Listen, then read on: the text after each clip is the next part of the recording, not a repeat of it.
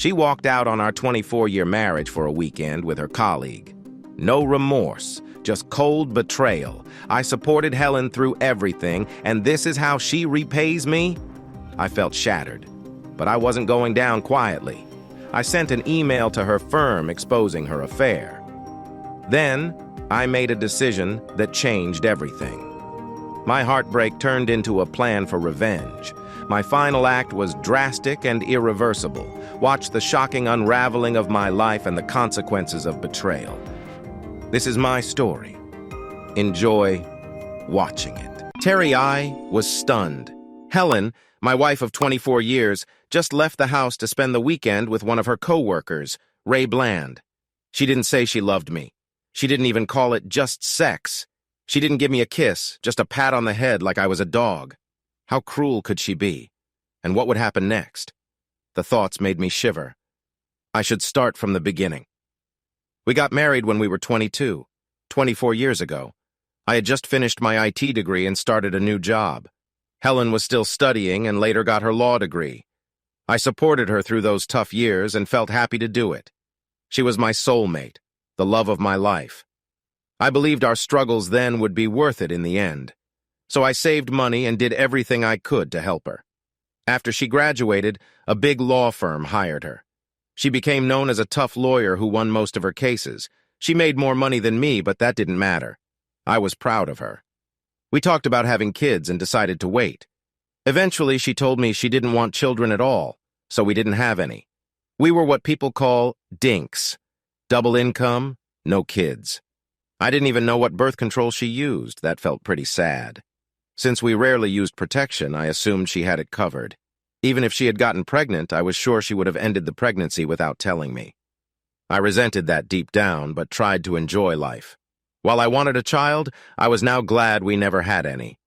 Helen had always been the boss in our relationship. I didn't mind because I loved putting her needs first. That worked, or seemed to work, for a long time. But recently she changed. Maybe it was her hormones. Her desire for sex increased a lot over the past few months. I didn't complain. I enjoyed it. Last night, though, she shocked me.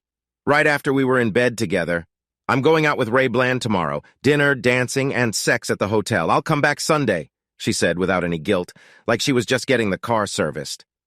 What? Why? I asked, feeling stupid. Am I not enough anymore? True, she said, but right now no one man would be enough. We can still have fun, but I need new experiences. Arguing with her was pointless. She had made up her mind and expected me to go along, just like always. I felt a cold emptiness where my heart should be, dreading the pain to come.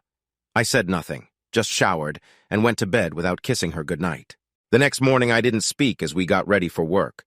For the first time in 24 years, I didn't kiss her goodbye or tell her I loved her. I didn't care if she noticed. She was already dead to me.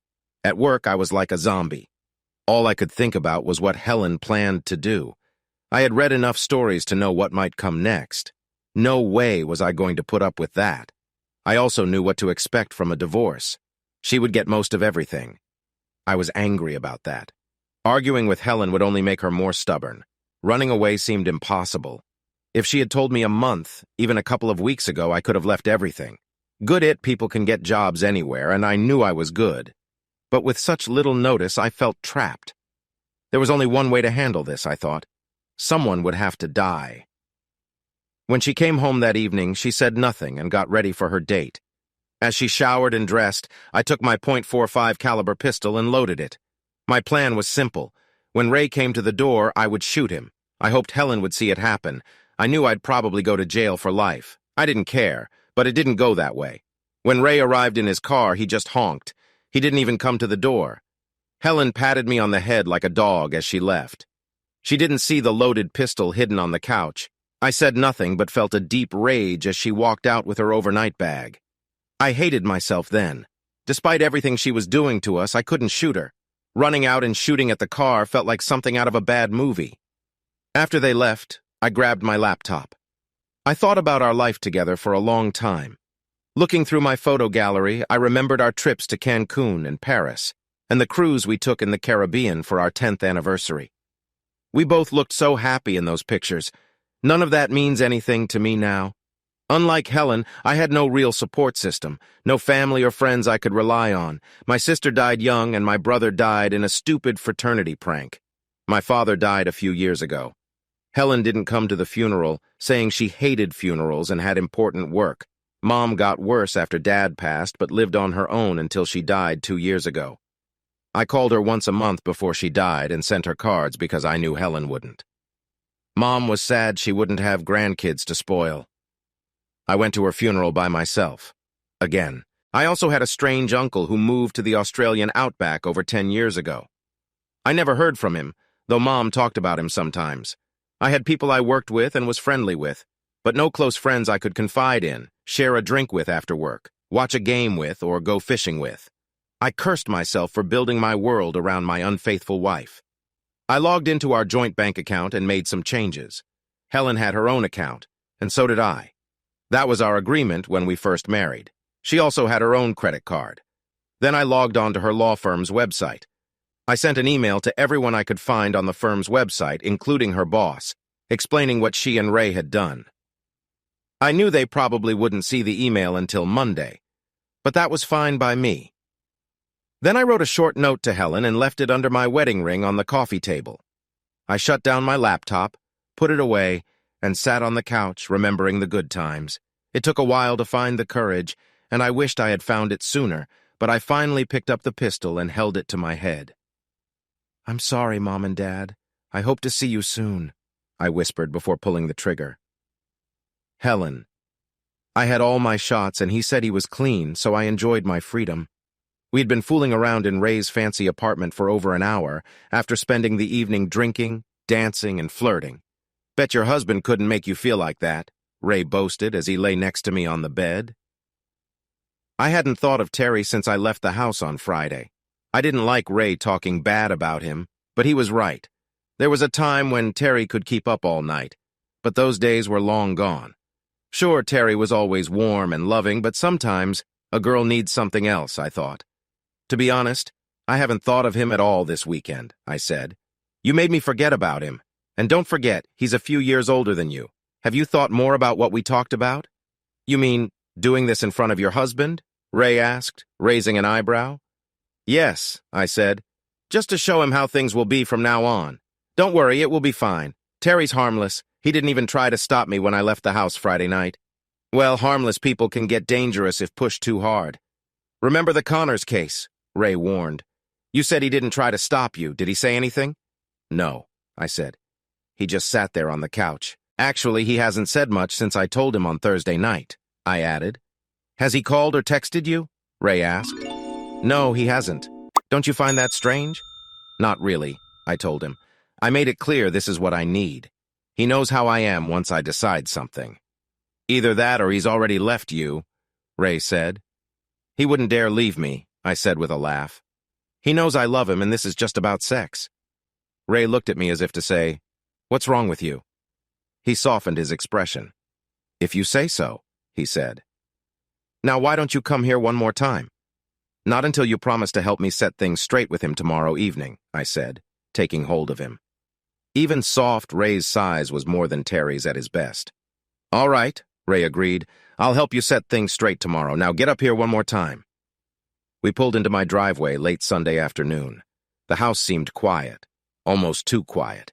I saw the yard hadn't been mowed. Terry always mowed on Saturdays. I made a note to talk to him about it. I expected that nothing would change with my new arrangement. "Are you ready for this?"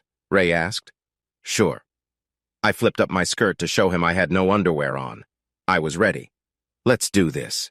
Do you need any help getting ready? I did keep you busy all weekend." He just looked at me and smiled. I saw he was ready. "Don't say anything to him. I'll do the talking and you do the rest," I told him as I opened the car door. I grabbed my overnight bag and walked to the door. Ray was right behind me. I put the key in the lock and turned it. At least Terry hadn't changed the locks yet, I thought. I opened the door a bit and was hit by a horrible smell. "What is that?" I covered my mouth and peeked inside. What I saw made me feel sick. I quickly closed the door and ran to the yard where I threw up. "What's going on? Are you okay?" Ray asked as he came to my side. "It's Terry," I said after I stopped throwing up. "He's dead." "What, dead?" Ray almost yelled. Are you sure? I glared at him.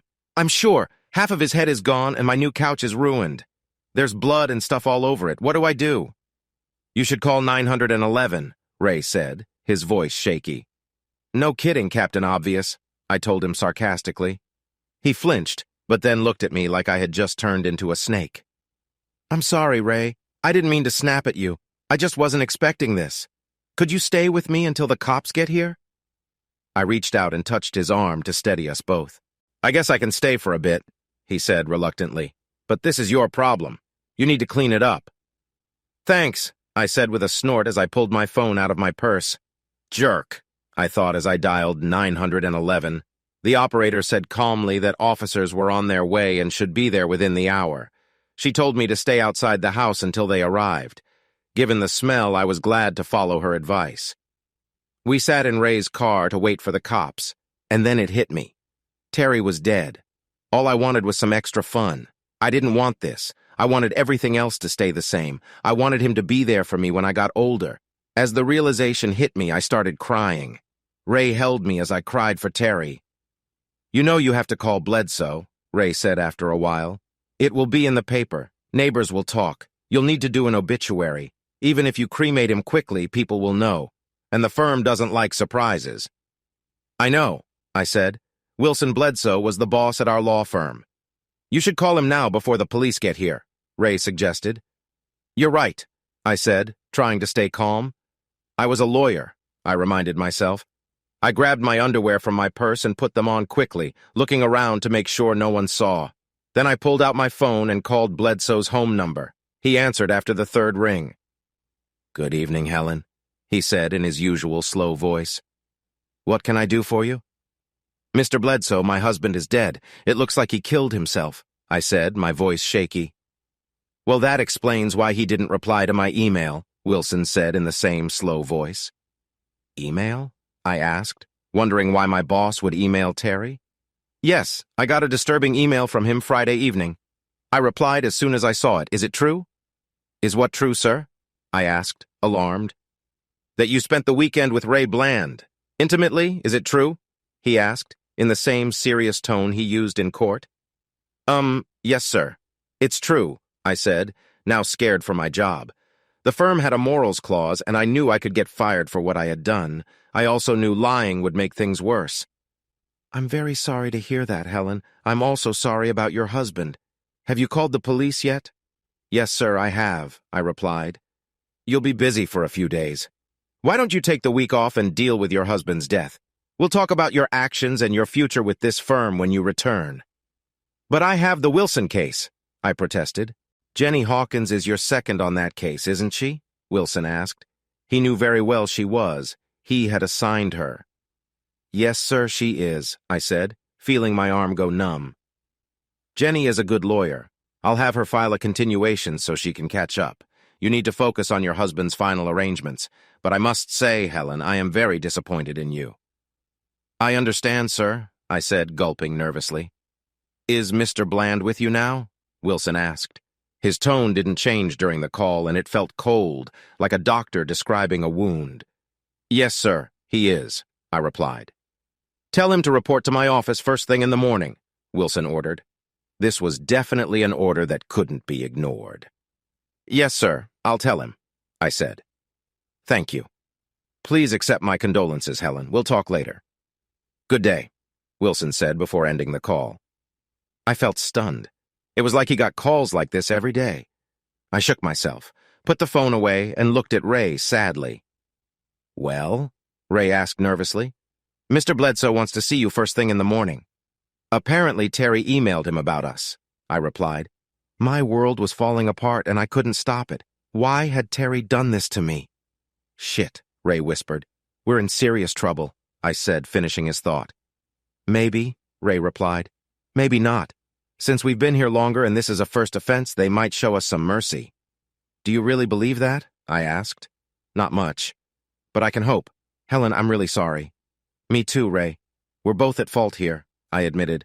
I had no idea he would react like this.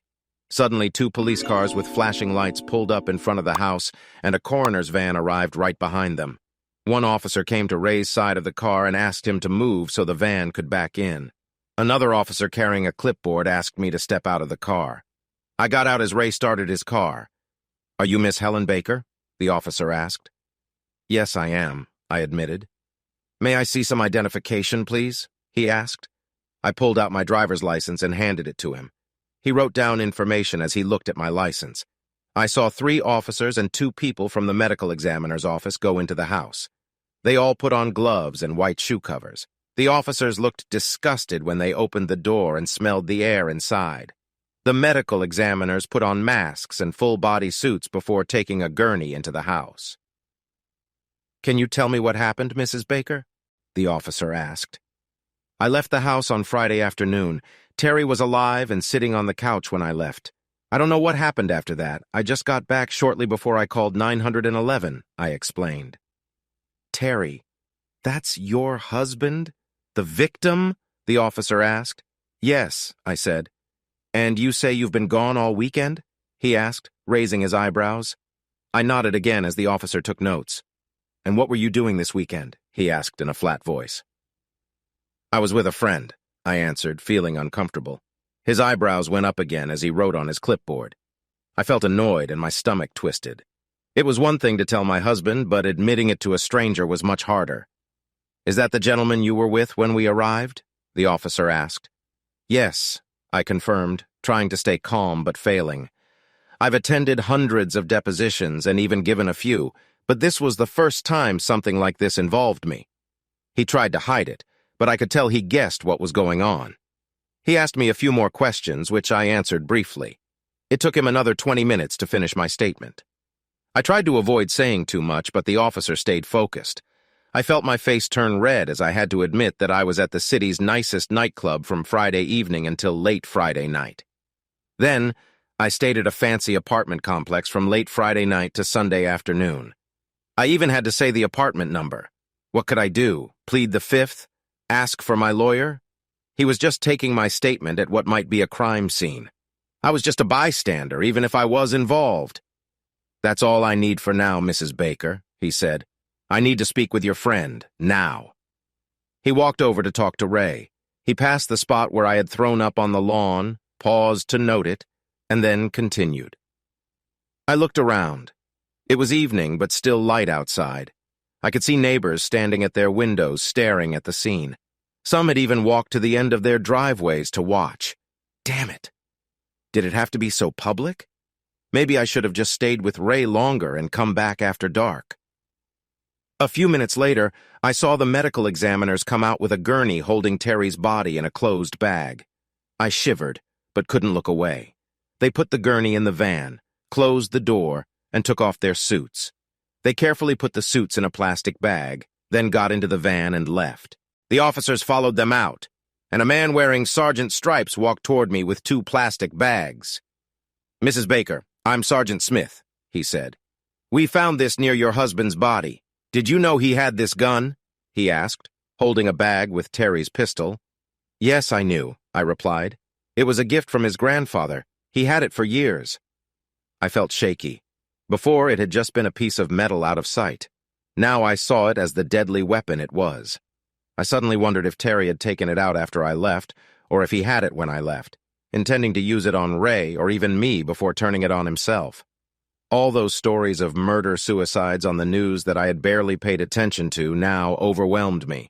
Terry loved me, didn't he? He let me have anything I wanted. Why not this? "We also found this on the coffee table," the sergeant said, showing a bag with a piece of paper. "He apparently intended it for you."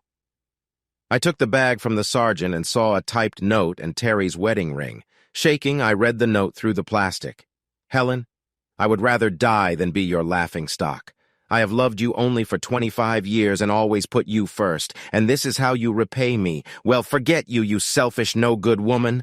I pulled the trigger, but my blood is on your hands. When you left to be with Ray Bland for the weekend, you killed our marriage."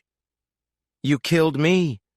I hope you live a long, sad life and that you see my dead body every time you close your eyes." The short note ended. "Rot in hell." I gave the note back to the sergeant, my hands shaking. He needed it to finish his report. My knees felt weak, but they didn't give out. If I wasn't in shock before, I was now. I thought about what Terry had written. He had never spoken like that around me, and his letter shook me up. To be honest, I never knew he could feel that way. Maybe if he had said this to me on Thursday when I told him what I was going to do, I wouldn't have left, and Terry would still be alive, but maybe wasn't good enough. I can't deal with what-ifs. I'm a lawyer, so I have to handle things as they are, even if I cause them.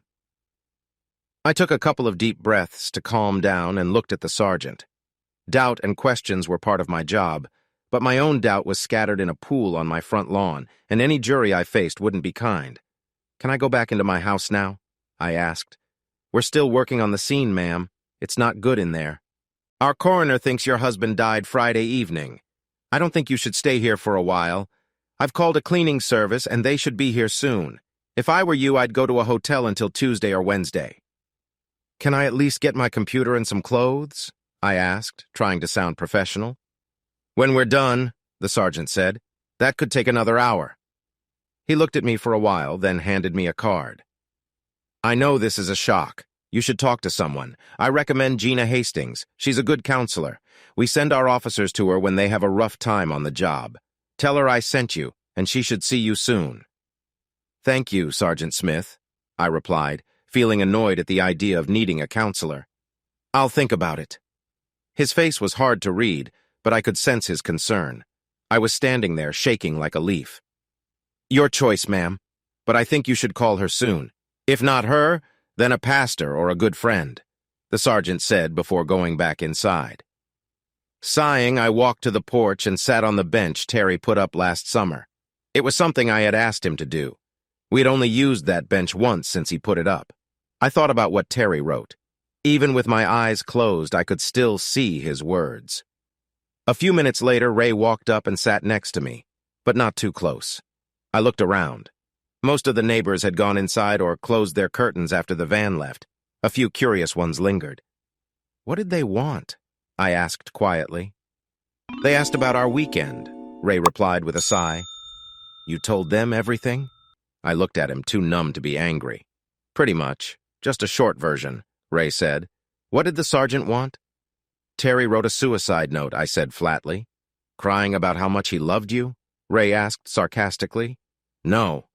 He said what he should have told me Thursday night. Called me selfish and said his death is my fault. And you know what?" "What?" Ray asked. "He's right, I am selfish, and his death is on me. You can't blame yourself, he did it, not you," Ray replied, trying to be comforting. "You have a right to make your own choices." "You're right, I do," I whispered, thinking about Terry's letter, "and I have to face the results of my choices." Ray looked at me for a moment, then kept talking. "I've been thinking about this, and I know how to handle Bledsoe tomorrow. With me divorced and you now alone, there's no reason for the firm to worry about lawsuits. What happened between us is personal and won't make the news. It's not political or social scandal, just a matter between adults. It won't be a big deal and will be forgotten soon. So it wouldn't be smart for the firm to fire us. If we both say the same thing, that will help. I'll call you after the meeting tomorrow and let you know so we can plan." I looked at him. Terry was just a small thing. The man who treated me well was just a small thing. The man I treated poorly was now just a small thing. Ray wanted to save his job, and he didn't know I just wanted to save my sanity. I thought about his words for a bit. Technically, he was right. There was no big scandal. But Bledsoe was strict about the firm's rules, especially about relationships at work. "Let me know what Bledsoe says," I finally said. "I will." "Will you be okay?" Ray asked. "I'll manage," I said blankly.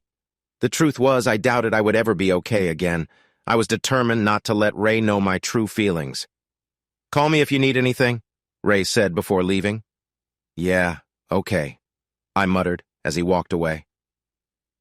Soon after Ray drove off, a plain white van pulled into the driveway. A young man with shoulder-length blonde hair stepped out and came up to the porch. "Is this the Baker residence?" he asked. "Yes," I replied. "And you are?" "Jack Harrison, Harrison Cleaning Services. I was told there was an incident here," he replied professionally, handing me a card. "Yes," I said quietly. "The police are still inside." "Thank you," he nodded. I watched him put on a mask, booties, and gloves before going in. A few minutes later, Jack and the police officers came out. Sergeant Smith approached me as the others walked to their cars. "We're finished here, Mrs. Baker," he said. "Here's my card with the case number on the back. I'll have a report ready in a day or two. If you have questions, call me." "Thank you. Can I get my things now?" I asked. "Sure, but put on a mask and booties before you go inside," the sergeant said. "Mr. Harrison has some you can use." "Thank you," I said, taking his card and putting it in my purse. Jack approached with a pair of booties and a fresh mask. The officers left as I put on the mask and booties. Jack opened a small jar of mentholatum. "Put some of this under your nose. It still smells pretty bad in there," he advised. I did as he said and went into the house. The ointment helped, but I could still smell the awful odor. I looked at the large sectional couch. It was a mess and would need replacing. I'd spent over $6,000 on that couch, and it wasn't even 8 months old. Then I saw the abstract painting hanging over the couch. I had paid over $2,000 for it. Now it was ruined, covered with Terry's blood. The carpet in front of the couch was soaked with blood and other stuff that made me shudder. I can try to clean the carpet. Hopefully the pad underneath isn't too bad. I'm not sure I can save the couch, but I'll try, Jack assured me. "Please do," I said quietly. "How long will you be here?" "It'll probably take me most of the night. Can I call or leave a message when I leave?" "Yeah," I said, handing him one of my cards with my cell phone number. "Lock up when you leave, please." I felt like I was taking a risk leaving him alone, but I needed to get out. Besides, his card said he was licensed and insured. "Yes, ma'am," he responded politely, taking my card and putting it in a pocket. I went upstairs, packed enough for 3 days, grabbed my laptop bag, and quickly left the house before my stomach could get upset again. Jack was already hard at work in the front room. I told him I was leaving, and he waved as I walked to the garage through the kitchen. I arrived at the Holiday Inn Express near our house and went inside, hoping for a room. Luckily, they had one. I handed the clerk my ATM card. She returned a few moments later with a slight frown. "I'm sorry, ma'am, but this card was declined," she said, handing the card back to me. "What?" I asked, shocked. We always kept enough in our joint account to cover at least 6 months' worth of bills. I would have to check this, I thought, as I grabbed my credit card, which had enough balance to cover the room. That card worked, and I went up to my room. I was angry that our ATM card didn't work and was determined to find out why. The first thing I did was log into our joint account. If Terry were still alive, I would have been furious with him. I saw an alert that the account balance was low. I nearly lost it again when I saw the balance. $24. What had Terry done? Digging deeper, I saw that he had donated all but $24 to children's charities, including a local church-run orphanage. I was sure this was his way of showing he was unhappy that I decided not to have children. But why leave $24 out of the thousands we had? My immediate concern was covering the bills due this month. All of our bills were paid automatically, so I transferred enough from my account to cover this month's bills. I wondered if Terry had done something similar with his account. I didn't have the login info, so I made a note to stop by the bank tomorrow. I was exhausted, both mentally and physically. I was also hungry, having not eaten since lunch, so I drove to a nearby fast food place and ate a greasy hamburger that didn't sit well with my already upset stomach. After returning to my room, I showered and got ready for bed. I was so tired that I fell asleep as soon as my head hit the pillow. "Well, well, well, I see you finally decided to come back," a male voice said. I looked around but saw nothing but a thick, dark mist. I realized I was dreaming and the voice sounded like Terry's. Only this wasn't the gentle Terry I knew. This voice had an edge to it. "Terry, is that you?" I asked uncertainly. "I can't see you. Can you step out so I can see you? Please?" "Sure," the male voice replied. I saw a shadowy figure step forward. I nearly threw up when I saw him. Half of his head was gone. Bone fragments dropped off his skull as he walked toward me, and I could see what was left of his brain. I was horrified and took a step back. Then I shook myself. This had to be a nightmare. It had to be. "No, no, this isn't happening. You can't be real," I shouted, though my voice shook. "You're just a bad dream from that awful burger I ate before bed. You're more grease than ghost." He moved toward me, his eyes glowing red. The stench hit me first, then his burning eyes almost blinded me, and his roar made me jump back, dropping to one knee with my arms over my head. "Okay, okay!" I yelled wildly. "You're real!" "You better believe it, you pathetic excuse for a wife," he growled. "Terry, I started, but he cut me off with a wave of his hand. "Shut up. This is all on you. What do you think?" He turned, showing a wound on the side of his head. "It looks a bit like that pricey painting you just had to have over the couch." "I thought you liked that painting," I said weakly, confused by his anger. "I hated it. But it made you happy, so I went along with it. Just like I went along with everything else, even when you got tired of me. So tell me, was being with Ray Bland worth it?" I looked down, ashamed. I didn't want to lose Terry, but the truth was I had enjoyed being with Ray. "You don't need to say anything. I can see your thoughts here, Helen," he said coldly. My face grew hot. I looked away, but he was everywhere I turned. I read your note," I stammered, trying to change the subject. "Why didn't you say all that on Thursday when I told you about Ray?" "Would it have made a difference?" Terry asked, as if he already knew the answer. "Probably not. I don't know. We'll never know now, will we?" I forced out, hating how defensive I sounded. "I think we both do," Terry sneered. "What did you do with our money?"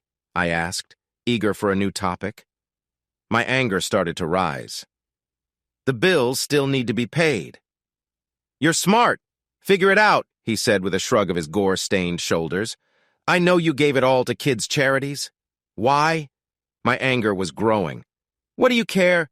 You didn't want kids even though you knew I did. I thought it should go to kids who need it. If I couldn't give it to my own, at least some good would come from it." "But what about me? You knew how I felt about having kids," I protested, furious.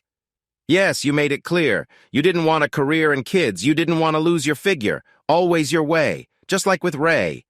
How's that working out for you?" "At least I'm alive. I didn't take the coward's way out," I shot back. His eyes flamed red, and I hoped this was just a cruel dream. If not, I was in big trouble. "The coward's way out? Do you think it was easy to shoot myself? It was the second hardest thing I ever did. Do you know what the hardest was?" He snarled, his voice like an angry wolf. "No. What?" I asked, startled. "Watching you leave to be with Ray," Terry growled, "after 24 years of loyalty." "I told you it was just one weekend. I told you I love you. You knew I would be back," I said desperately. "Yes, that's what you said. Do you remember what you did before you left?" "No. What?" I asked. "You patted me on the head, like a pet. You thought I'd be okay with that." "I don't remember that, but I was showing love," I protested. Terry laughed, a cold, chilling laugh. "Sure. You expect me to believe that?" "It's true, I didn't mean to hurt you. It was just one weekend, and then we'd have the rest of our lives together," I insisted. "Did you think I'd want to be with you after that? Knowing what you did, and would do again? You're crazy. I'd rather die than be your fool." "How do you know that?" I asked. "Your thoughts are clear here. Look." He pointed to his right. I couldn't help it. My eyes followed his gesture. A cloud of swirling mist appeared and turned into a large silver disk. A cold, terrifying wave ran through me, and I whimpered. An image formed on the disk, like a window to another world. At first I thought I was watching a bad movie, but then I realized it was me. I was on all fours with Ray behind me. I heard myself mocking Terry, who stood crying. "Oh, God!" Was that really how I saw Terry when I thought that? I heard a gurgle of pain right behind my left ear. I couldn't turn to look. I felt like ice claws were tearing me inside as I realized my husband was behind me. I let out a small yelp of pure, cold fear and tried to deny what I had planned, pushing it away in my mind. But then I realized something worse. I was the main person in this filthy scene. I stared at my limp, naked body on a big bed, covered in sticky white stuff. Ray and 3 other men were standing around me, all naked and tired out. Part of me was disgusted. Another part was horrified that some part of me felt excited by it. The me in the picture cursed Terry for not being as good as these men and then told the faceless figures to come at me again. "That never happened," I protested hoarsely as I watched this awful scene on the screen. "No, but you and Ray talked about it, planned it," Terry said. "You might as well have done it. What excuse were you going to give me for that, Were you going to say it would be just a one-time thing? That you need more than one man to feel like a woman? I looked at Terry, shocked. How could he know about this? Yes, Ray and I had talked about it, but we never made real plans. Really. But none of it happened, I insisted. Doesn't matter. Here, thinking and talking about something is the same as doing it, Terry replied. And what is this? Heaven? I asked sarcastically. This? Terry asked, looking around. Not at all. And it's not the other place either. This is just a meeting spot between your reality and mine, Terry explained. Just then I heard a loud ding, and a red light began flashing through the mist. What was that? I asked. Our time is up. I need to go back, Terry said. Don't worry, we'll talk again, I'm sure. Wait, I have a question, I pleaded. Only one? Terry shot back sarcastically. For now. Why did you leave $24 in the account? You're a smart woman, counselor. You figure it out, Terry hissed. See ya, he added before he turned his back on me. I sat up in bed, my body covered in sweat.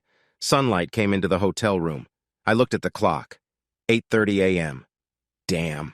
I knew I had fallen asleep last night, but it felt like I had just run a marathon. Exhausted, I stumbled into the small bathroom and did my business, then looked at myself in the mirror. Dark bags hung under my bloodshot eyes, and my face looked more wrinkled than ever. I'm only 46 years old, but the face in the mirror looked at least 10 years older. I remembered Terry telling me so many times I looked 10 years younger than my age and sighed heavily. I had a full day ahead of me, so I showered and then dressed in jeans and a plain blouse.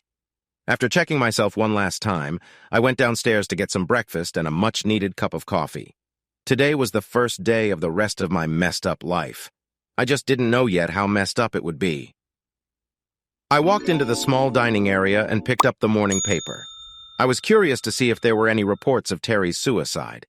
After grabbing a light breakfast and a cup of coffee, I sat in a corner out of sight and opened the paper.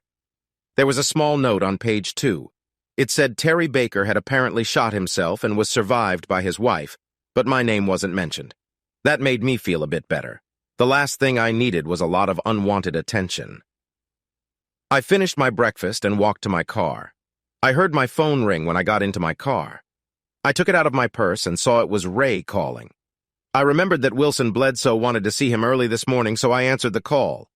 Hello, Ray, I said. How did it go? About like I expected, Ray answered tiredly. They put me on leave while they investigate and decide my fate. They have rules for this sort of thing they have to follow, but it doesn't look good. When will you know the result? I asked. Sometime in the next 2 weeks, Ray said. But I'm not just sitting around. I'll be looking for other options. How are you holding up? He added, almost as an afterthought.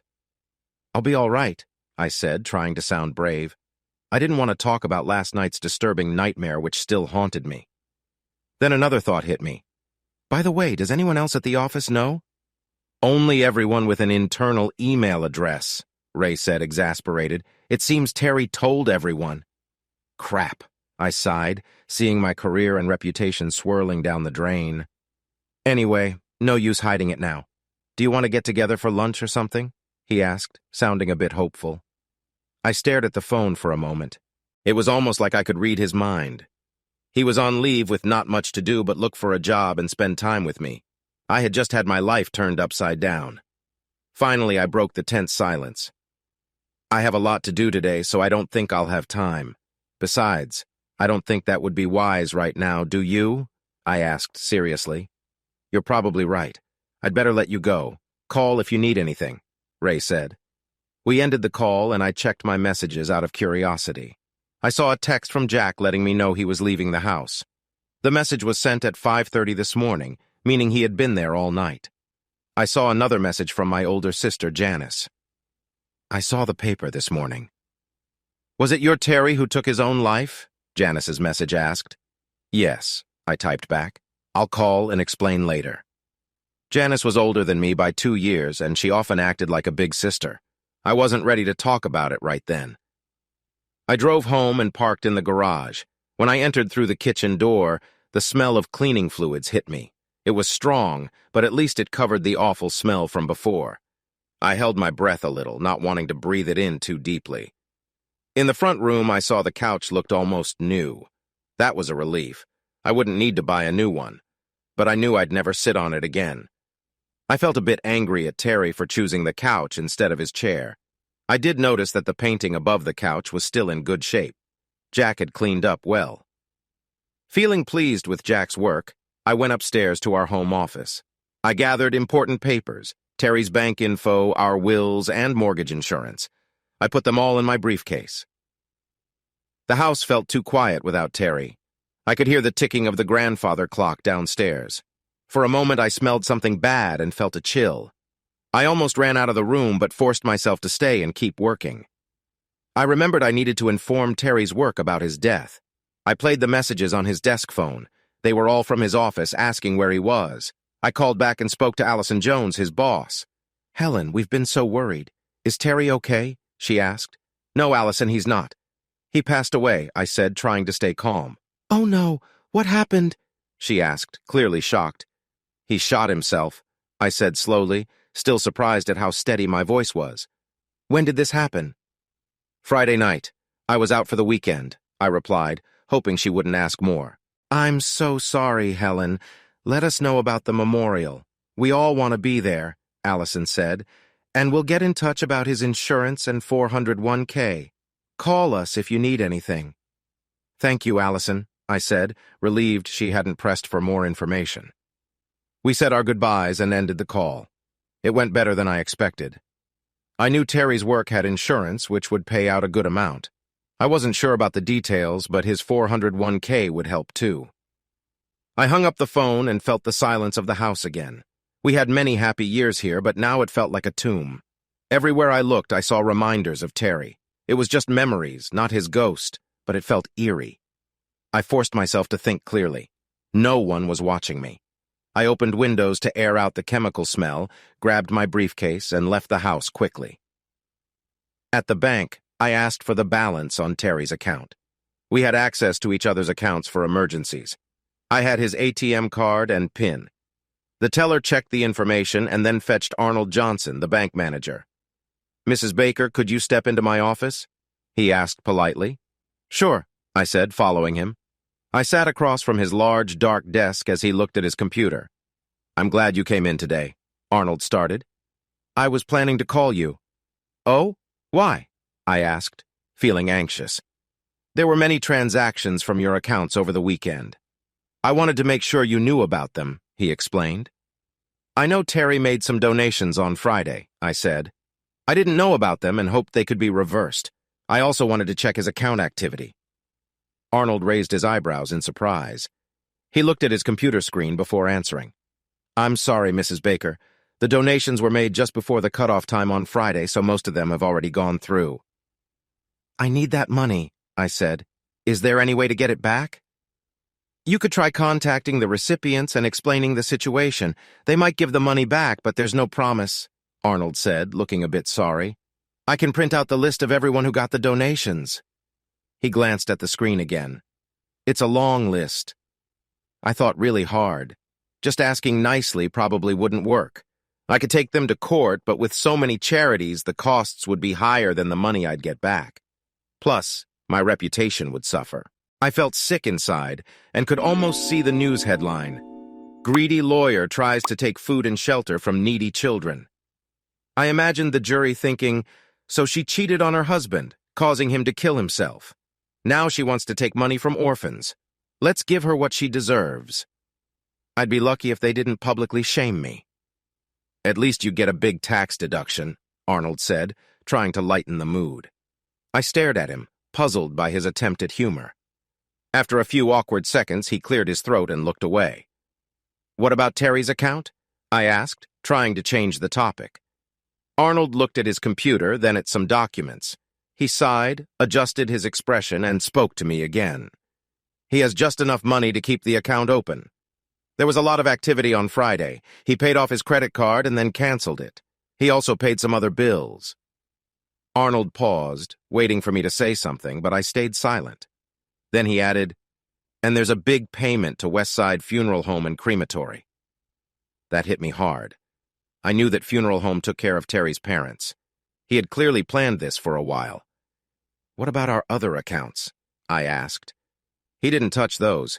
Your joint savings account and your certificates of deposit are still fine," Arnold said after checking his computer. "Good," I said, feeling a bit relieved. "Is there anything else you need, Mrs. Baker?" he asked. "Yes," I said, pulling another folder from my briefcase. "I need to file a claim on our mortgage insurance. The bank required us to have insurance that would pay off the mortgage if anything happened to Terry or me. We got the policy through the bank, and I knew there wasn't a clause for suicide. I gave the paperwork to Arnold, who reviewed it and checked his computer." "Everything looks good," he said, pulling a form from his drawer. "You need to fill this out and return it with a copy of your husband's death certificate. A payment is due soon, so the quicker you get this back to me, the better. I'll let the home loan department know to expect it." "Thank you, Arnold," I said, putting the form in my briefcase. "You're welcome, Mrs. Baker, and I'm sorry for your loss. If you need anything, please call," Arnold said, shaking my hand. He was professional, but I felt like he was judging me. I tried to ignore it. I thanked him and left the bank, feeling a bit better. I was hungry, so I stopped for a light lunch and then went to the West Side funeral home. A slim young man with a white shirt and tie met me almost right away. His hair was neatly combed and seemed to have some hairspray. He smiled and shook my hand. "Welcome to West Side Funeral Home. I'm Alan Markham. How can I help you?" he said nicely. "I'm here about my husband, Terry Baker," I said. "Baker. That name sounds familiar. Please come to my office," Alan said, still smiling. I followed him to a nice office and accepted his offer of coffee. After giving me a cup, he looked at his computer screen for a few moments. "Yes, I see it here. I tried calling him earlier today, but couldn't reach him." "That's because he's dead," I said quietly. "I see," Alan said slowly. "I'm sorry to hear that. When did it happen?" "Friday," I said, not wanting to share more than necessary. He ordered a basic cremation service and paid in full on Friday. "It's unusual for clients to pay right before they need our services," Alan commented. "Was he very sick?" "No," I replied, still not giving more details. There was a pause before he spoke again, looking at the screen. "Well then, we need to finalize the arrangements. Do you have his death certificate?" "No, not yet," I said, knowing it could take a couple of weeks. "They took his body to the morgue on Sunday. I'll get it when the coroner is done." "When you get the certificate and they release his body, let me know and we'll proceed, Mrs. Baker," Alan said. We spent the next hour discussing the details. Terry and I weren't the type to attend church often, although he was brought up in a mainstream Protestant church, either Methodist or Lutheran, I think. To me, a memorial service seemed pointless. I thought they could just cremate him and be done. Alan asked if I wanted to keep Terry's ashes, but that idea gave me chills. "No problem. Mr. Baker paid to have his ashes placed in a columbarium if you don't want them," Alan said. Feeling down, I left the funeral home and needed to talk to someone. I looked at my watch and realized Janice might be home since she worked part-time at the county library. Taking a chance, I called her. "Hello, little sister," Janice said when she answered. "I was wondering when you'd call." "I've been busy this morning," I said. "There are so many details to handle. Can I come over? I really need to talk." "Of course," Janice said in her usual caring voice. "Richard's still at the hospital and won't be home until late, so we have plenty of time." Richard, Janice's husband, was a surgeon who often worked long hours. "Thanks, sis. I'll be there in a few minutes." We ended the call and I drove to her place. We always got along well and I knew I could tell her anything, though I wasn't sure how she'd take this. She greeted me with a smile when I arrived. "Do you want to talk about it over a cup of tea?" she kindly asked. "Sure," I replied. Janice went to the kitchen while I sat at the dining room table, feeling nervous. She came back with 2 cups of hot tea. I liked sugar in mine, so I stirred some in. I had planned to jump right into my story but found myself lost for words. "So tell me what happened," Janice said gently when she sat down. I took a sip of tea, gathering my thoughts, then told her about my weekend. Janice listened quietly as I explained how I'd taken a break from my marriage and what I found when I returned home. She didn't interrupt and kept a neutral face as I spoke. I flinched inside but kept my voice steady as I described everything that happened. Well, almost everything. I didn't tell her about my plans to shock Terry when I got home, nor did I mention the nightmares about Terry, as I didn't want her to think I was crazy. "And to think I considered you smarter than me," Janice said quietly when I finished. "You became a lawyer, married a man who worked hard to support you while you finished college. Was your weekend worth it?" Her tone was calm but felt like a slap to me. "It was just supposed to be a break," I protested. "I told Terry it didn't mean anything. It was just something I needed to do before I got too old. Just one weekend." And he overreacted. I snorted and stared at my cup instead of looking at my sister. Deep down, I knew I had just lied to her. I had told Terry it was just one weekend, but I had plans for more. Terry didn't know that at the time, so she didn't need to know either. "Just one weekend, huh? And you expected him to welcome you back like nothing happened?" "Come on, little sister, you can't be that naive," Janice said in her calm voice. I suddenly felt resentful. I wasn't a child. I was a grown woman. Hadn't I just shown that? I had hoped Janice would agree with me, but I started to feel uneasy under her gaze. Then she asked, "So, if Terry had told you he was going away with a woman for the weekend, would you have welcomed him home with open arms?" I hadn't thought of that and wasn't expecting it from my sister. I quickly responded, "First off, Terry would never cheat on me. He wasn't that kind of man. Second, I would destroy him in a divorce, and he knew it." Even as I spoke, I realized how bad it sounded. I basically said I was that kind of woman. If I were in a courtroom, I would have called for a break. But Janice didn't even blink, as if she knew exactly what I'd say. "I see. So, it's okay for you to cheat, but not him. Is that right?" Janice asked, still calm. "Of course not," I said, feeling off balance. "He didn't need more variety when he had me. I was the one who needed it."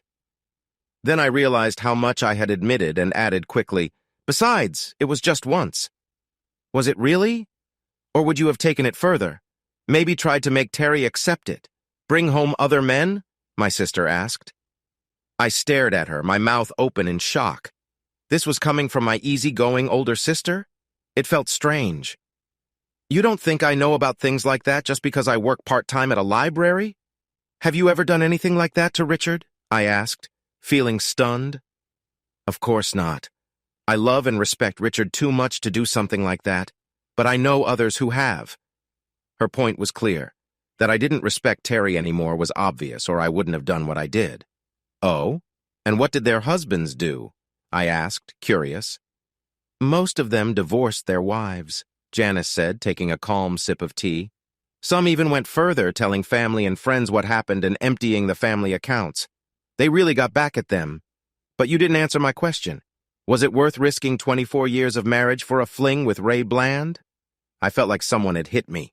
I understood the meaning of the $24 Terry left in our joint account. $1 for every year we were married. Janice must have seen my sudden change of expression.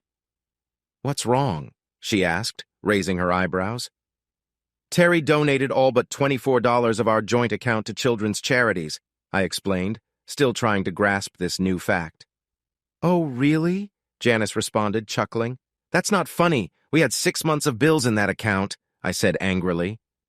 "But you have to give him credit for style," Janice said with a slight grin. "What does that mean?" I asked, getting more upset.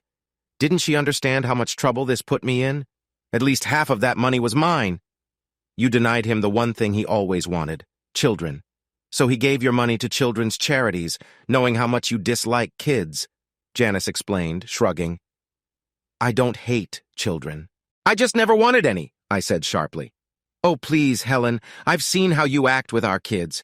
Why do you think they finally just left you alone? I've never seen you with a child in your arms. It's clear you don't like kids." "I just never wanted any of my own. It's my body," I said firmly. "Yes, it is. And Terry respected that, even though I'm sure you told him after the wedding." She sighed and put her cup down. "Too bad you didn't respect him as much, huh?" "That's not true. I respected and loved him," I protested weakly. "Really? If that's true, I'd hate to see what you would have done if you didn't love him," Janice said. "I also can't help but notice how calm you are about his death." That hurt. What am I supposed to do? I'm the one left behind. I have responsibilities. I have to pick up the pieces and move on. "Breaking down won't help," I said, feeling more irritated. "No, it won't. But it might help you cope with his death.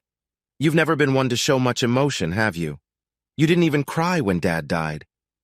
There was a long, awkward pause. Then Janice said, looking me in the eyes, "Which means you are either holding it all in and might explode one day, or you are just numb and it will come out later." "Showing emotion has never been my strong suit," I replied softly, pushing the discomfort away. "Yes, I know. So what now?" Janice asked after another moment of silence. "I guess I have no choice but to move on, right?" I asked, letting some bitterness into my tone. "No, you don't," Janice replied. "But Richard and I will be here for you if you need us. We may not approve of your choices, but you are family and we still care about you." "Thanks, Janice. I appreciate that," I said, truly grateful that my older sister still cared for me, even if she thought I didn't deserve it. We spent the next hour talking about other things, which helped me feel a little better. "Richard is on his way home," Janice said, glancing at her phone. "Would you like to stay for dinner? It'll just be leftovers, though." "Your leftovers are always good," I told her. "I'd love to stay." We had a nice dinner and talked about everything except the big problem, which suited me fine. Richard didn't talk much, but was at least somewhat sympathetic.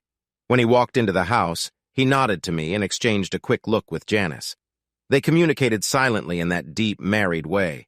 I looked away to hide my expression, wondering when Terry and I had lost that connection. Thinking about it wouldn't help me get my money back or pay the bills. We ate lasagna, which Janice always made too much of, and then had some of her homemade apple pie. I always enjoyed her pies and gladly took a big slice. We finished the evening with a small glass of wine and some light conversation. Realizing I needed to leave, I thanked Janice for the meal and headed for the door. Janice stopped me and hugged me tightly. "We do love you, Helen," she murmured. "Thanks," I stammered, surprised. "I love you too. If you need anything, just call," Richard said softly. "Thank you," I replied. We said our goodbyes and I drove back to the hotel. In my room, I turned on the TV for some background noise, changed into my nightgown, and collapsed on the bed. Though my eyes were on the TV, my mind replayed my talk with Janice. She was right, about everything. Was I really the uncaring person she said I was? "Yes," I heard Terry say. I turned quickly toward the voice, surprised. He was leaning against the wall, looking at me. Why are you here?" I asked, confused. "That's easy. You fell asleep," he said with a small smirk. "I did?" I didn't remember. The last thing I recalled was someone talking on the TV. "Are you going to haunt all my dreams?" I asked, feeling a cold fear in my stomach. "I wouldn't last if I couldn't sleep." "That's the plan," he replied with a twisted smile, showing parts of his skull. "So you really think I'm an uncaring, selfish person?" I shot back, trying to sound braver than I felt. "Yes," Terry said, unfazed. "Your actions make it clear. Look," he nodded at the TV. Surprised, I looked at the screen. It showed moments from my life, kind of like a movie. After a few minutes, a tear threatened to fall as I watched scenes from our marriage. We were so young and happy then. As the movie went on, I saw changes, mostly in myself, I admitted. Terry was always supporting me. He worked hard so I could finish school. We saved every penny, eating grilled burgers he cooked on an old gas stove in our tiny apartment. We didn't have much back then, but it didn't matter. We had each other. I got a job after graduating and things began to change. We saved enough to buy a house when the market was good. There were more years of saving, but things got better. As my career grew, I thought kids would hold me back. I couldn't look away. It was clear how self-centered I became. Over time, I began ignoring Terry's work, his concerns, and his dreams. I wasn't thrilled about getting pregnant from the start, but I hid that from Terry. It was my decision. When he brought up having kids, I kept putting him off, using my career as an excuse. "You should have been honest about not wanting kids from the beginning," Terry said from somewhere out of sight, his voice so emotionless it gave me chills. "You knew I wanted kids," he growled as we watched. "I'm sorry," I mumbled as the movie played.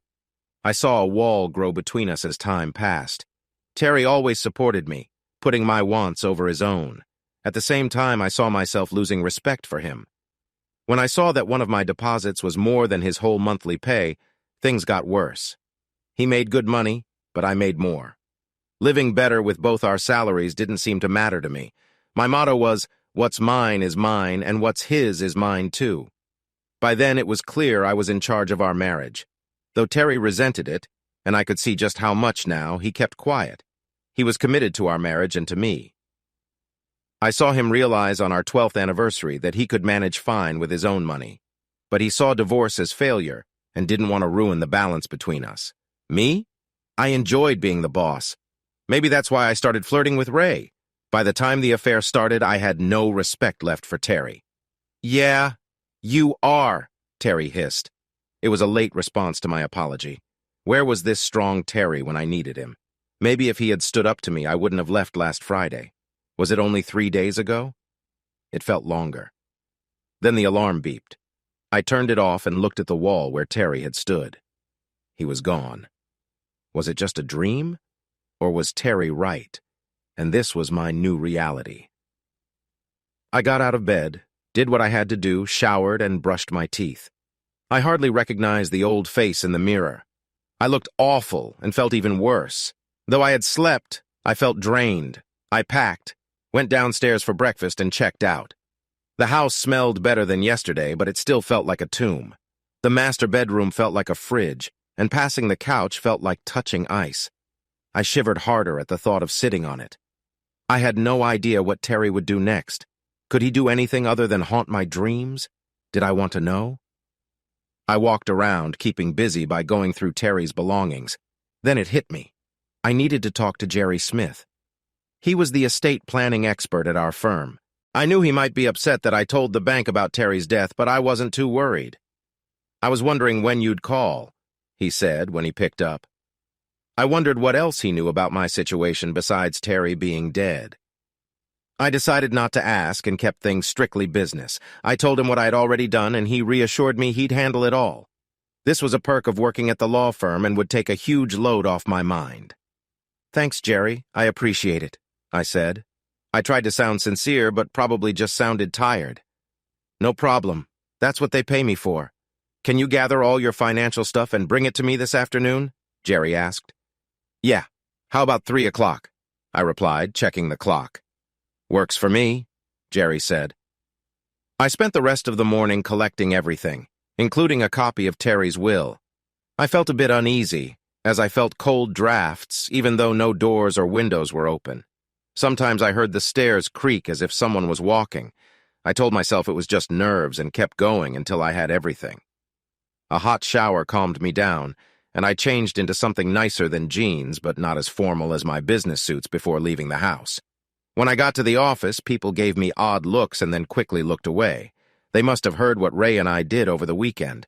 My cheeks felt hot, and I hurried on. Going casual today, Helen? Wilson asked from behind me. He was smiling, but it didn't reach his eyes. I'm here to see Jerry about Terry's final arrangements, I said, feeling defensive. Smartest thing you've done since Friday, he replied. When you're done, can you come by my office for a few minutes? Of course, I said, suddenly worried about my job. He was old-fashioned but the managing partner, and I knew an order when I heard one. I finally reached Jerry's office. He waved me in with a forced smile. We shook hands and he offered me coffee. I handed him my paperwork and we went over everything. Everything seems in order, Jerry said after reviewing my papers. I'll take care of the rest. Is there anything else? Yes, I need to update my will and living trust, I told him. That makes sense, he said, pulling my file. Your husband was listed as your beneficiary, executor, and medical proxy. I want my sister, Janice Hopkins, listed instead, I said, and give her power of attorney just in case. Okay, just write it in and sign. I'll make the updates. It should be done in a day or so, Jerry said. Thanks, Jerry, I replied. We wrapped up our meeting. Then I went to Wilson's office. His secretary waved me in with a nasty look. Helen, come in. Have a seat, Wilson said with a warm smile. How are you holding up? He asked kindly after I sat down. It's been tough, I answered carefully. You look tired, Wilson observed with concern. It hasn't been easy, I admitted. I didn't dare tell him about my dreams, if they were just dreams. Wilson nodded. You're probably wondering why I asked to see you, he said. The senior partners aren't happy. Your husband sent emails to almost everyone here. It's likely the news will leak outside soon. Your credibility, both personal and professional, has taken a hit. The only reason you haven't been fired is your exemplary record over the past 20 years. I thought about what Wilson said and what he didn't say but hinted at. I made a decision I hoped I wouldn't regret. Maybe I should resign, I said quietly, my stomach in knots. Wilson said nothing for a moment, pretending to think. He nodded. As much as I hate losing you, that might be best. But given your long service and excellent record, I'm sure the partners would let you stay on the payroll for the rest of the month. That should let you handle your husband's final affairs. We'll put together a decent severance package. You're smart and driven, one of the best lawyers I've seen. I'm sure you'll land on your feet. Thank you, Mr. Bledsoe. I appreciate that, I said softly. I felt a bit like I was in a soap opera. Of course. Maybe you should think about a change of scenery. Have you ever been to Boise? He asked, his voice calm and steady. Boise? In Idaho? No, I haven't. Why? I asked, amazed by this sudden shift in the talk. An old friend of mine runs a company there. He needs someone with your skills. If you want, I can tell him about you. Okay, I said, feeling unsure. Great, I'll let him know. Here's his card, Wilson said, giving me a card. I glanced at it, then put it in my purse. I could call Ray, but a part of me never wanted to see him again. I braved my curiosity. Can I ask about Ray? What's going to happen to him? He looked at me for a long time, then seemed to decide something. As you know, Helen, I can't go into details, privacy issues and all. Let's just say Mr. Bland has lost all his chances with the senior partners. You might not know, but you're not the first person whose marriage he's ruined. That's why he got moved here after his divorce. His ex-wife found him with someone from work. It was a rough divorce. He looked down and doodled on his desk. The lawsuit made us keep him on the payroll to cover hefty alimony. He almost whispered the last bit, like he was lost in thought. I didn't know any of that, I said quietly, shocked. I knew his bad reputation, which is why I went after him, but not this. Wow. Well, I have a meeting to go to. I'm really sorry for your loss, Helen, and I'm sure we'll see you before you leave, Wilson said as he stood up. That meant our meeting was over. I'll be back, I said. I have some papers to sign. Thanks for everything, I added as we shook hands. I fought tears as I rushed out of the office, steering clear of everyone who I was sure was watching me leave. I broke down crying once I got to my car. I loved this job and all the people here. Worse, I had been here for over 20 years. The thought of moving to Boise felt like being sent far away as punishment. I calmed down enough to drive, but it was still hard because tears kept blurring my vision. I almost had a couple of accidents. When I got home, I sat on the love seat, buried my face in my hands, and cried over losing the job I loved. I cried until I heard a thump from the living room. Surprised, I looked around, not knowing what caused the noise. Then, I saw it. A framed photo from our wedding lay face down on the table. I felt chills. Shaking, I picked it up and saw the glass was broken, as if it had been hit. It felt like a storm cloud was over me. I almost threw up as I realized I was crying more for my job than for my husband. Scared, I tossed the photo on the couch and looked around. I couldn't understand how it fell. Then it hit me. This had to be Terry's doing. I went from scared to mad to terrified to furious. Leave. Me. Alone, I yelled at the empty room. You're dead. Move on. Stop messing with me. Suddenly, the room got colder and darker. I almost expected things to fly off the walls and thought I heard weird laughter from the stairs. I couldn't stay in that house by myself. I grabbed my phone and called Janice. Hey, sis, how's it going? She answered cheerfully.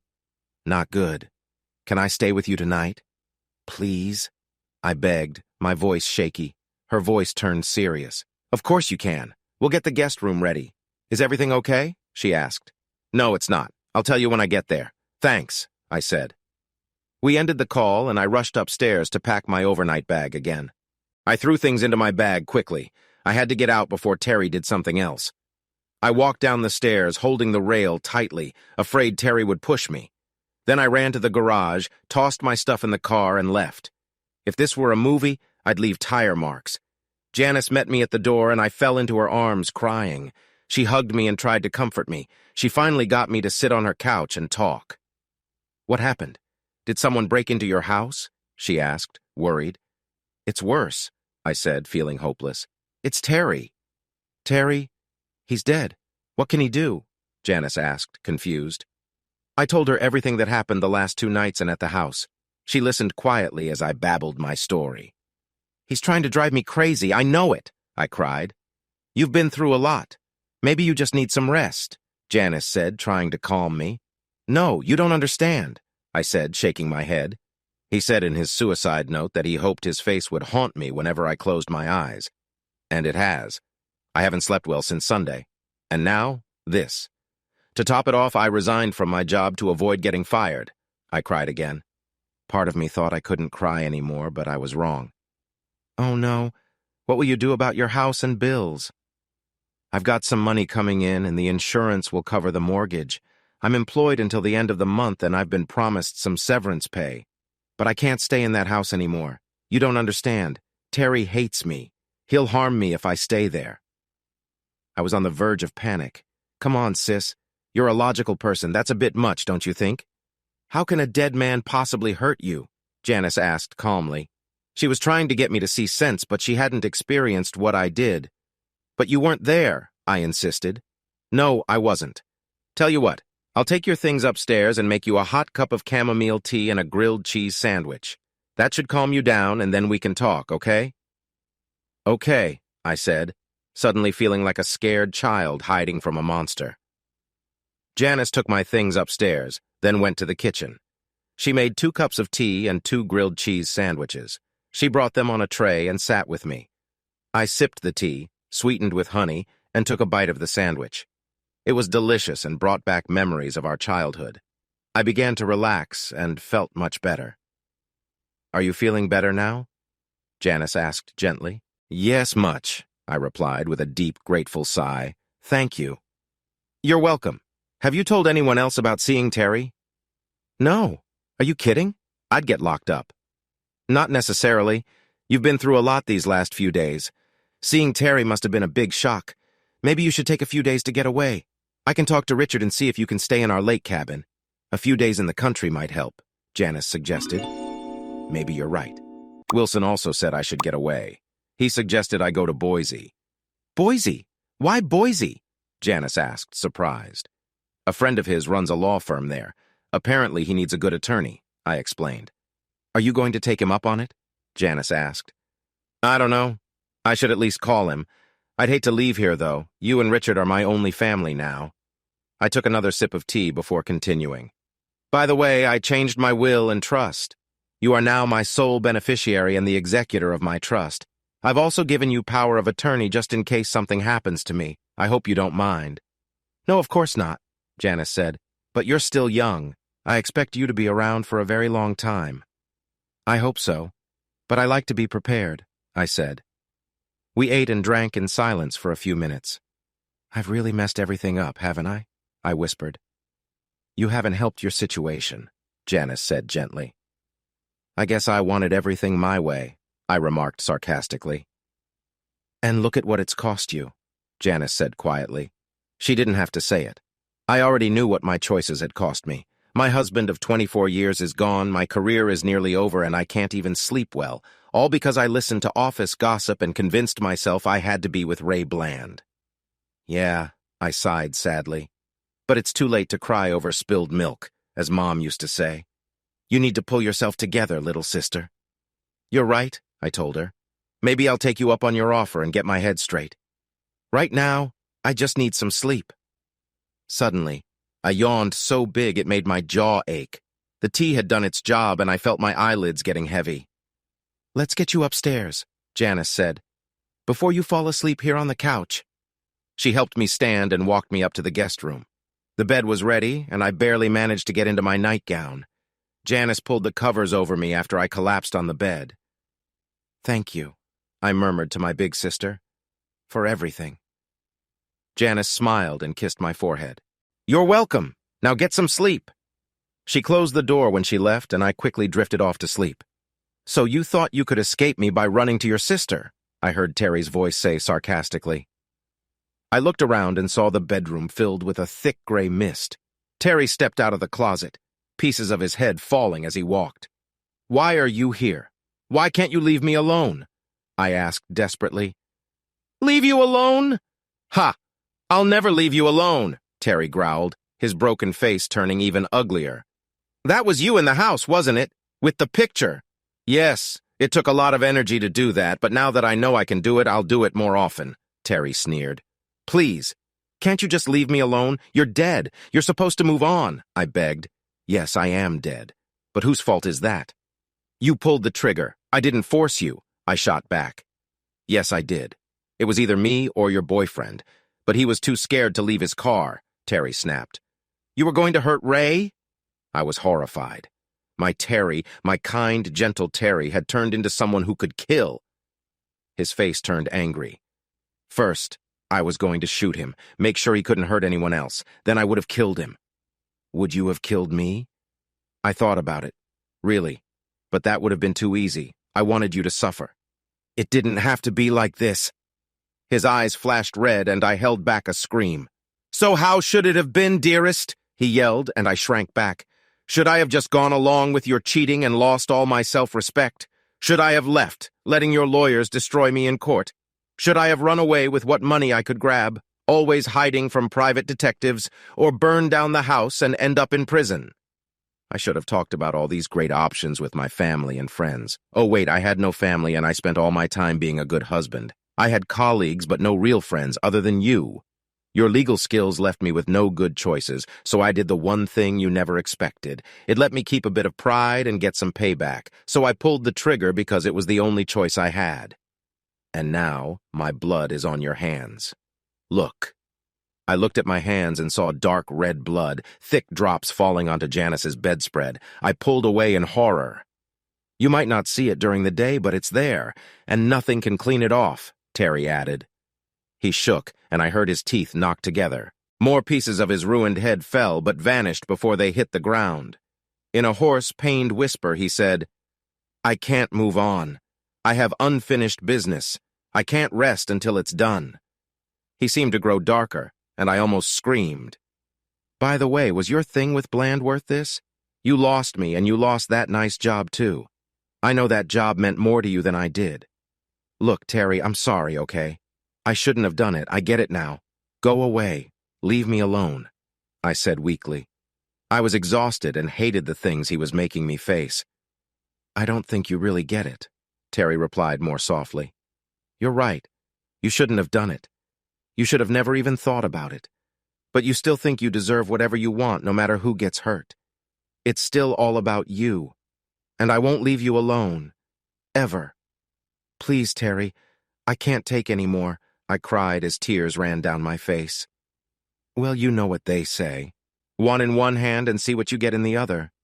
I wanted a loving wife. Where did that get me? Enjoy your miserable life, Terry sneered before laughing crazily. He went back into the closet, and the mist followed him like a vacuum. The blood on my hands and the bedspread disappeared. I fell onto the pillow, tears streaming down my face. The next thing I knew, the sun was shining through the window. I got up, smelled bacon from downstairs, and checked the bedspread, but there was no blood.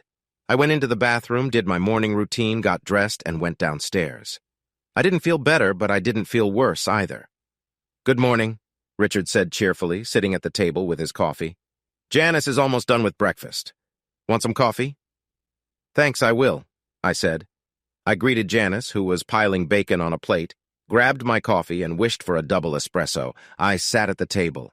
How did you sleep last night? Richard asked, looking at my tired face. Not too well, I admitted. You saw him again? Janice asked, putting bacon and eggs on the table. I glanced at her and then at Richard. He looked concerned, not shocked. For a moment I felt betrayed because Janice had shared my secret with Richard.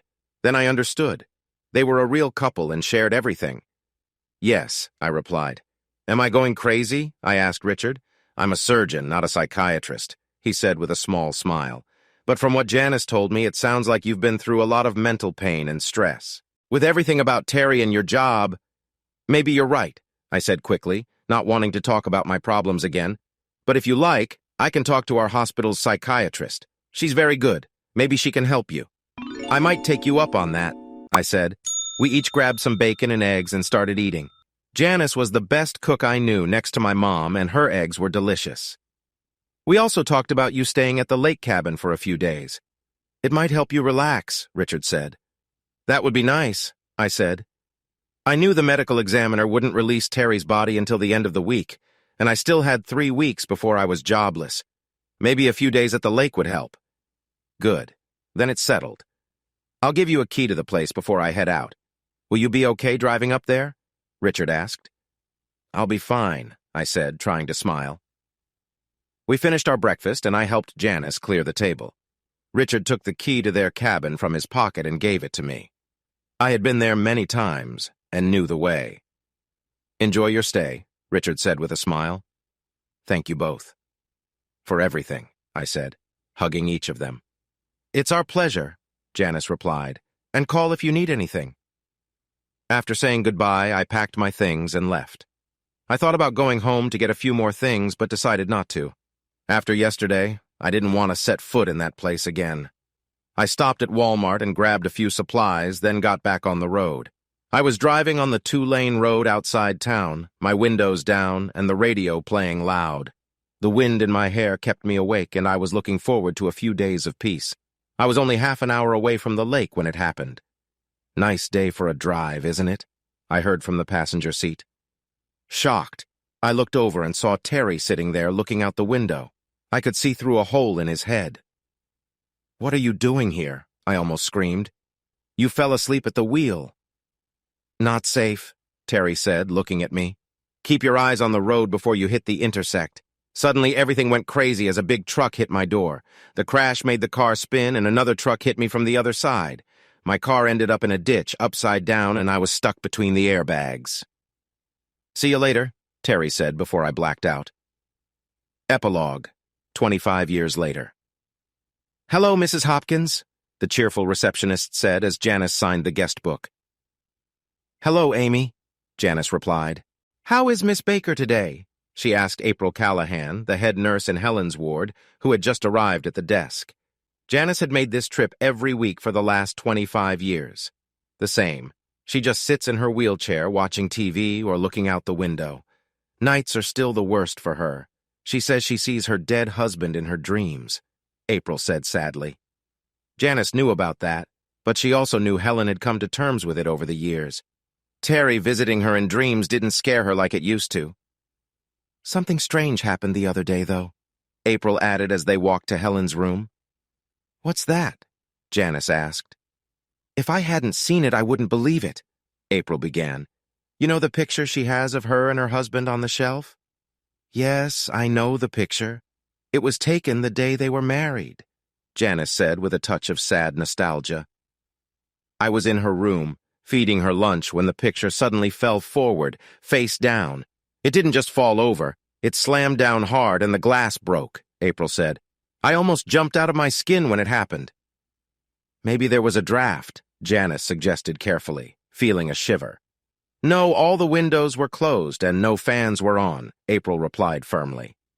That is odd, Janice said. She remembered Helen saying the same thing happened in her house the day before the accident. That crash had left Helen in a coma, and she never fully recovered. She's mentioned things moving in her room before, but I always thought it was someone on staff while cleaning. I've never seen it happen. But the strangest thing was Helen's reaction, April added. Oh? Janice asked. Yes. She just smiled, looked at me and said, he's still mad at me. Does that make any sense to you? April asked. Strangely enough, it does, Janice said with a sad smile. I'll tell you about it one of these days. I can't wait to hear that story, April replied. I have rounds to make, but the front office wants to see you about her benefits before you leave. I'll talk to you later. Okay, Janice said. She got to her sister's room and saw the frail 71-year-old woman sitting in her wheelchair looking out the window. She remembered the accident like it was yesterday.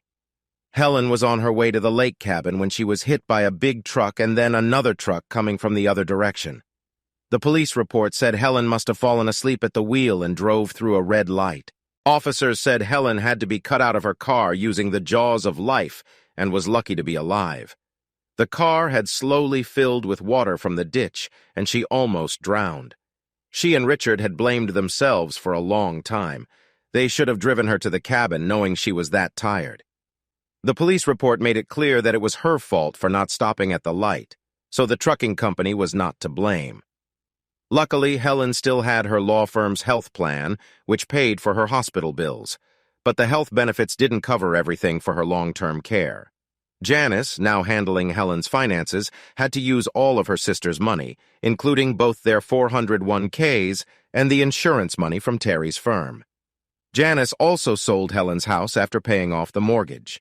She used most of that money to cover Helen's medical bills and other expenses.